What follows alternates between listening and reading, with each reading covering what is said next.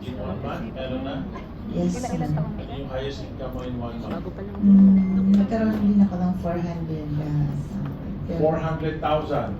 Wow, palakpakan natin 400,000 in 1 month, ha? Sino hindi pa nakagawa ng 400,000 in 1 month? Taas ang kamay. Wow, ma'am, yung nagawa niyo hindi ordinary. So when was this 400,000 in 1 month? Nung wala pa akong 1 year, last year, nung Last year. 24 na Okay. So this year wala pa tayong malaking income. wala sir, parang nawala yung luck ko. Ganun eh. Nawala yung luck. Yung luck ginagawa ko yan. Yes sir. Sabi ng mga Taipan, no? You know who the Taipans are? Dusutan, Jan Gokongwei, Henry C. Andrew-tan. Sabi niya, when I work hard, I become lucky. Okay? Pag nagtatrabaho po tayo, dumadating yung pungsoy na maganda. Sino nakaalam yung lucky coin? Sinong meron ng lucky coin? Taas ang kamay, meron ng lucky coin. Okay, pwedeng bumili, yes, sa cashier meron. We just launched the new silver lucky coin, no?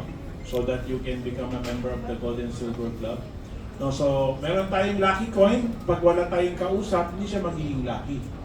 Pag hindi tayo lumabas ng bahay, hindi siya magiging lucky. No, so I'm sure na last year na kumita ka ng 400,000, marami kang kinausap. Alin James, everyday naman sir, may kinakausap sir. Last year, Even now, this year. Yes. So anong difference? Anong pinagkaiba nung last year kausap sa this year kausap? siguro sir kasi yung last year, puro ko apply. Parang lumalabas ako with my apply. So Okay. parang yung Sino confident apply ko, mo? sila, actually si Ate Myra, pero di ba nasa ibang bansa. So sila, Abjen, and of course, number 1 and 2. Oh, yun. Pagkakasama ang apply mo, certain talaga Yes yun. po. So this year, nagsalili ka.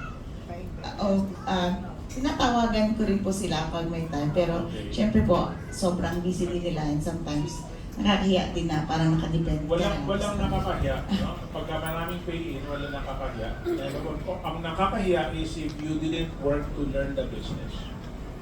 Kasi lahat naman, para maging 10 years, di ba? Lahat naman sila may apply. Pero natutunan nila kung paano magsarili. And tinuturo rin nila sa downline nila yan. Kasi imposible lumaki ang negosyo, no, na hindi mo natutunan. Kasi example, ganun ni Alex, may grupo sa Manila, may grupo sa Davao, may grupo sa Cebu, may grupo ngayon sa Australia. Hindi pwedeng kasama sila sa lahat ng latag kasi hindi lalaki yung negosyo nila.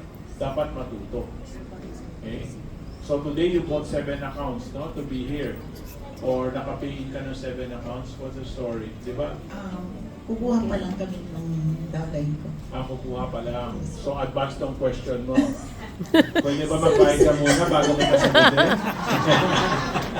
Kasi sabi nila, sir, pababa na Okay kami, lang. padating ka lang, sir. Nadideo lang ako.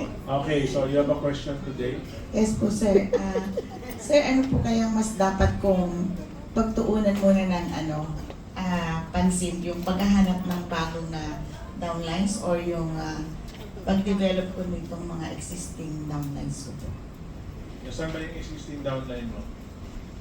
Nandiyan po yung iba po. Sino yung downline siya? Okay. So sa Sizzle, dumating sila? Yung iba po. Sino yung dumating sa Sizzle? Yung downline siya? Siya lang. Okay. So, yung dalawa yan. No? Palagi ko sinasabi, hindi nyo pa nami-meet yung taong magpapayaman sa inyo. Okay? That's why new line is important. No? Kailangan bago ng bago. Tapos yung mga luma, there are 2 kinds na luma.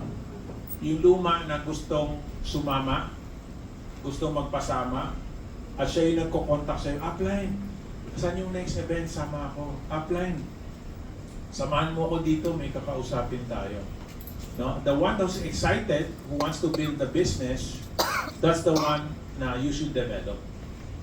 Yung mga downline, may event si iFern. Pupuntahan kita, susunduin kita, papakainin pa kita, papainin pa kita, sama ka. Upline, pag-isipan ko muna yan. Busy ako. Alam mo naman, today, mag-aalaga ko na ako. Upline, may Sizzle. Awardee ako. Punta ka naman para may untay ka palakpak. Upline, linggo yan. alam mo naman, every Sunday may church kami from 7 a.m. to 11 p.m. Pag linggo, pag nag-church, pagpunta sa church, wala nang uwian, kinabukasan na. Kaya hindi kami pwede dyan, offline. Ganun nga. Iba. Okay? Yung mga ganon, energy sucker tawag doon. Ha? Yung mga True. ganon, nag-join lang sila kasi gusto nila na nagbayad sila para merong chance yumaman. Binabayaran nila na 1 account, 3 account, 7 account is parang loto lang yan. Parang sweepstakes lang. They just want to join because they don't want to say they didn't join. Para masasabi na kung may chance yumaman, meron silang chance. Chance lang yung binibili nila, hindi actual na pagyaman. Okay? So you need to choose carefully sino sasamahan mo kasi yung gustong sumama at gusto magpasama at excited magnegosyo, samahan mo. Kasi gusto niya maghanap ng resulta. Gusto niya gumawa ng resulta. Samahan mo siya. Pero yung mga pipilitin mo pa para sunduin, pipilitin mo pa para sumama, tapos hindi pa tapos yung event, ay, medyo late umakyat si Sir Tom sa stage, 9 p.m. na. Upline, ano ba to? Gutom na ako. Matagal pa magsalita si Sir Tom. Napakinggan naman na natin yan. Pagdating sa dulo, sisigaw lang tayo. Wala nang bago dyan, yan na yan. Alam ko na yan kung ano yung sasabihin ni Sir Tom. Papagalitan lang tayo niyan. Tapos sasabihin, ba't di tayo mayaman? Tapos sabihin, kailangan magtrabaho para yumaman. Eh, alam ko naman, dapat prayers lang pwede nang yumaman. Dapat hindi kailangan magtrabaho para yumaman. Uwi na tayo, upline. Sabi mo, hatid sundo mo ako, di ba? Uwi na tayo kasi gutom na ako. Okay? Walang kwenta yung gano'n. Huwag mo na samahan yun. Okay? Don't try to be a superhero. Okay? Message to everybody. Don't try to be a superhero.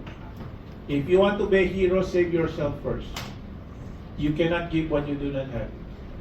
Hindi ka pwede maging Batman, Superman kung yung sarili mo hindi mo kaya sagipin. Huwag ka muna sumagip ng iba. Sagipin mo muna yung sarili mo. Kaya samahan mo lang, kung Batman ka, si Robin lang samahan mo. Ha? Kung ikaw si Iron Man, samahan mo lang si Captain America, si Hulk. Yung gustong sumama. Huwag mo rin sasama yung mga kontrabida. Kasi hindi ka dadalhin sa magandang lugar. Okay? So your question about do I prioritize new line? There's 7 days in a week. Kung everyday magpapasama yung downline mo, tapos payleg mo siya, yes. Ubusin mo yung oras mo sa kanya 7 araw kasi payleg mo siya. Pero pag strong leg mo siya, huwag mo ubusin yung araw mo sa strong leg kasi kailangan mo rin kumita. Hindi ka nang ka-hyper para sa charity. Yeah. Okay? So kunyari, meron kang very active na downline, gustong-gusto, nagpapasama, pero strong leg mo siya, maximum 3 araw lang. 3 araw, bigay mo sa kanya, yung 4 na araw, bigay mo sa sarili mo para babanggaan mo yung production niya sa strong leg para may income ka. Kasi at the end of the day, ang upline na walang income, pretty soon, wala na rin siyang downline. Kasi ang upline kailangan kumikita kasi siya yung ginagaya ng downline.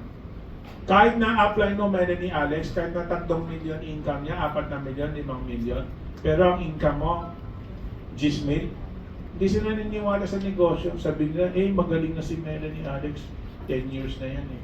Yung upline ko nga, walang income last month, 10,000, hindi pa nga umabot sa emerge. Ba't ko gagawin ang hyper?